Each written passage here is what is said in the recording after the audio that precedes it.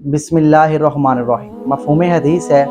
ایک دفعہ آپ صلی اللہ علیہ وسلم صحابہ کے پاس تشریف لائے اور اللہ کے نبی نے فرمایا کہ تم میں سے کون یہ بات پسند کرتا ہے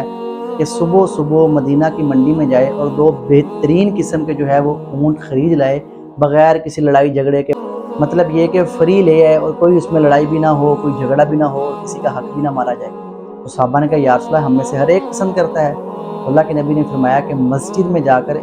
ایک آیت کا پڑھ لینا یا پڑھا دینا ایک اونٹ کے، دو آیتوں کا پڑھ لینا یا پڑھا دینا دو اونٹوں کے، اور تین آیتوں کا پڑھ لینا یا پڑھا دینا تین اونٹوں سے زیادہ افضل ہے۔ مطلب بھائیو دوستو یہ ہے کہ انسان جو ہے ایک بہترین قسم کا جو ہے وہ اونٹ خریدے، کم از کم بھی اچھی خاصی مالیت کا ہو اور اس کو اللہ کے راستے میں صدقہ کر دے۔ تو یاد رکھیں کہ ایک آیت اگر ہم نے پڑھ لی نا بھائیو دوستو، اس کا مطلب یہ ہے کہ ہم نے ایک اونٹ خریدا، اس کو اللہ کے راستے میں صدقہ کر دیا یا اس کے برابر پیسوں کو جو ہے اللہ کے راستے میں